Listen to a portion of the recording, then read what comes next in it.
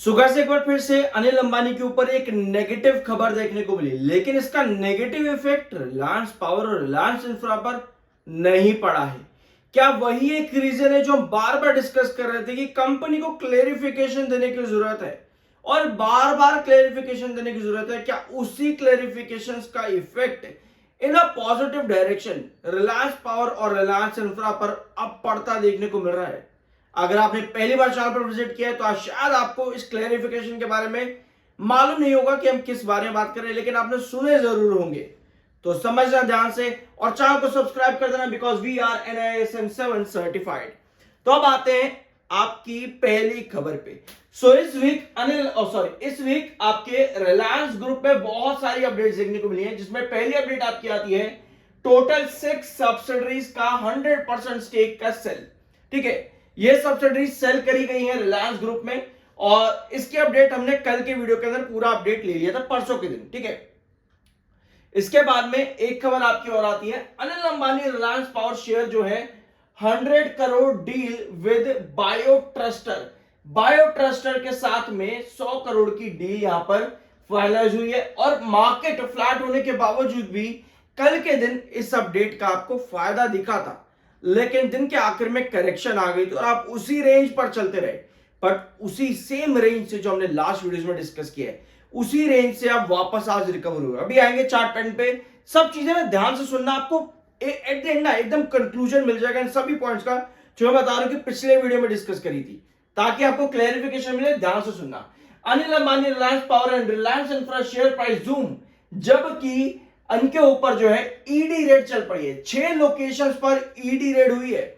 अनिल अंबानी का यह मामला एक बार फिर से गर्म हुआ है, क्योंकि एक बार फिर से ईडी रेड 6 लोकेशंस पर पड़ी है, लेकिन इस बार ना ही रिलायंस पावर ना ही रिलायंस इंफ्रा कोई नेगेटिव इफेक्ट नहीं किया। अब इसका रीजन यहां पर देखो, यह है रीजन कि कंपनी लगातार क्लेरिफिकेशन दे रही थी कि रिलायंस पावर या फिर रिलायंस इंफ्रा के कंसर्न में अगर हम बात करें तो इनका आज की डेट में अनिल अंबानी से कोई लेना देना नहीं, या फिर अनिल अंबानी पिछले 3.5 सालों से इन कंपनीज में कोई लेना देना नहीं रखते।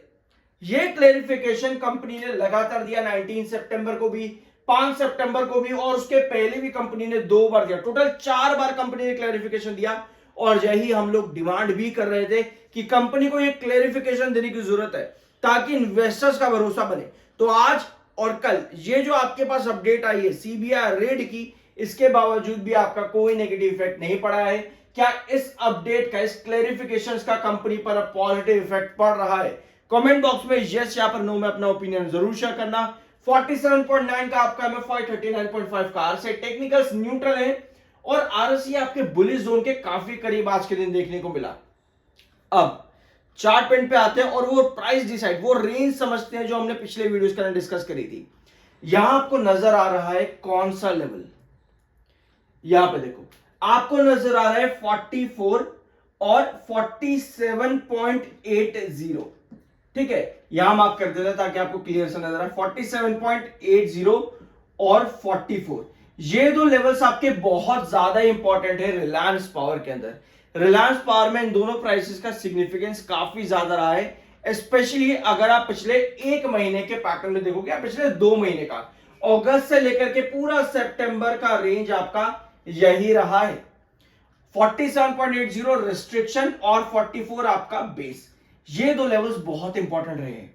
कल का सेशन आपके पास रिकवरी भले ही आई थी, एक रेड कैंडल फॉर्म हुई दिन के आखिर में, ये 44 के बेस पे आपके पास कुछ इस तरह की कैंडल का फॉर्मेशन कल के दिन आया था। यानी कि ओपनिंग सेशन में रिकवरी तो अच्छी थी, बट दिन के आखिर में आपके पास सेलर कल बहुत ज्यादा एक्टिव हुए। बट आज के दिन में अगर आप देखोगे तो 44 वापस से आपका आया और यहां से एक रिकवरी बनाई और दिन के आखिर में आपकी एक ग्रीन कैंडल का फॉर्मेशन हुआ है और क्लोजिंग अप ट्रेंड में आई है। ठीक है, कुछ इस तरह ग्रीन कैंडल आज की फॉर्म हुई, वो भी बायर के साथ में। लेकिन क्या ये ग्रीन कैंडल कल सस्टेन करेगी? क्या इस वीक, कल तो आपका मार्केट क्लोज है, आने वाले वीक के अंदर एक सेशन, 2 सेशन आपके और बचे होंगे, एक सेशन बचा फ्राइडे के दिन का, क्या आने वाले हफ्ते में हमारे पास यहां एक अप ट्रेंड देखने को मिल सकता है? तो आज 1 आवर टाइम फ्रेम पे क्या हुआ है, 1 आवर टाइम फ्रेम पे आपको नजर आ रहा है 40 रुपीज से आपने आज रिकवरी ली। दिन के आखिर में एक रेड कैंडल का फॉर्मेशन आपके पास आया कुछ इस तरह का, ठीक है, कुछ इस तरह का रेड कैंडल का फॉर्मेशन दिन के आखिर में आपके पास यहां पर आज के दिन आया है, जो कि ऊपर की टेल में सेल को इंडिकेट करता है।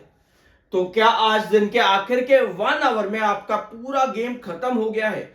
इसको हमें कैसे समझना है? इधर आओ, ये है आपका 44 का ट्रेंड, ठीक है, ये है आपके सेकंड लास्ट आवर की कैंडल, यहां पे देखना, ये आपके सेकंड लास्ट आवर की कैंडल है, ठीक है। उसके बाद में जो आपका लास्ट आवर की कैंडल रही वो कुछ इस तरह से रही है। ये आपके दिन के आखिर के लास्ट आवर की कैंडल है। दोनों का आपको जो अप ट्रेंड है वो एक ही, जो दोनों की टेल है आपको एक ही ट्रेंड पर दिख रही है, मतलब कि एक ही रिस्ट्रिक्टिव जोन पे। इसमें क्या आपकी पोजीशन क्रिएट होती है? एक छोटा सा डाउन ट्रेंड। पहले तो ये पॉसिबिलिटी आपकी बनती है जब भी आपको डेली टाइम फ्रेम पे या 1 आवर टाइम फ्रेम पे इस तरह की दो कैंडल्स आती देखने को मिलता है, मतलब कि ये है कि जो दोनों कैंडल की जो टेल है ऊपर के लेवल की, वो आपको रिस्ट्रिक्शन बता रही है। उस रिस्ट्रिक्शन में एक छोटा आपको डाउन ट्रेंड दिखता है, या डे ट्रेंड में या पर एक सेशन के अंदर, समझे? तो अगर आपको इस तरह का डाउन ट्रेंड दिखता है तो वहां पर आपकी फर्दर ब्रेकआउट की पॉसिबिलिटी बनती है। तो ये कुछ कंडीशन है आज दिन के 1 आवर टाइम फ्रेम पर, अगर आप कैंडल्स यहां पर समझोगे, ये पॉसिबिलिटी आज के दिन क्रिएट हुई है। एक बार आप खुद भी खोल करके देखना अपने चार्ट पर, अगर आप यहां पर क्लियरली नहीं देख पा रहे, मैं थोड़ा जूम इन कर देता हूं ताकि आपको और अच्छे से नजर आए। ठीक है, आई होप कि अब आपको यहां पर और अच्छे से ये कैंडल नजर आ गई होगी। ठीक है, तो ये दो कैंडल्स आज के दिन आपकी फॉर्म हुई है। अभी जो मैंने छोटा डायग्राम यहां पर ड्रॉ किया, अब एक बार यहां पे भी देखते हैं। दोनों आवर के लास्ट दोनों आवर की कैंडल्स आपकी क्या बता रही हैं? दोनों की सेम टेल का सेम रिस्ट्रिक्शन हुआ है, ठीक है। तो अगले सेशन की जो पॉसिबिलिटी आपकी आती है, कुछ छोटा सा डाउन ट्रेंड ओपनिंग सेशन के अंदर अगर आता है और वहां आपकी सस्टेनेबिलिटी बनती है, इस ट्रेंड के पास में आपकी सस्टेनेबिलिटी क्रिएट होती है, तो वहां आपके कितने आवर चलते हैं, यानी कि कितने आवर, या पूरा अगर एक डे ट्रेंड वहीं पर ही बेस बना लेता है, इस कैंडल के, दोनों कैंडल के इस वाले बेस के पास में अगर डे ट्रेंड पे पूरा एक बेस आपका क्रिएट हो जाता है, तो अगले सेशन के अंदर आपकी ब्रेकआउट की पॉसिबिलिटी वहां पर क्रिएट होती है, ठीक है। अब इस पूरे सेशंस में अगर आप यहां पर आने वाले वीक में देखोगे तो 44 आपका इंपॉर्टेंट बेस है ही, लेकिन 47.80 आपका एक इंपॉर्टेंट रिस्ट्रिक्शन जोन है। तो अगर आपको बड़ा ब्रेकआउट चाहिए तो भैया ये ट्रेंड भी आपको ब्रेक करना पड़ेगा। देखते हैं आगे क्या पॉसिबिलिटीज बनती हैं चार्ट्स पे। अभी की जो पॉसिबिलिटी है वो यही है जो अभी हमने डिस्कस की on chart on screen. Buy sell की कोई रिकमेंडेशन नहीं हो, आपकी अपनी मर्जी और ओपिनियन होना चाहिए। आई होप कि वीडियो आपको पसंद आया होगा। सब्सक्राइब के बिना मत जाना, मिलता अगले वीडियो में।